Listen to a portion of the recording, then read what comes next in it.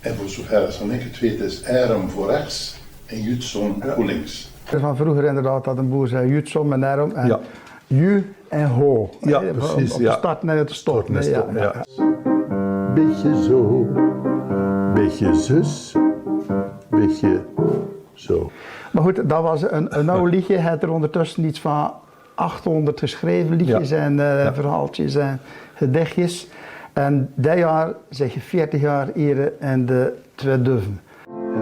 Toch is het ook weer grenzeloos en je voelt er je eigen vrij.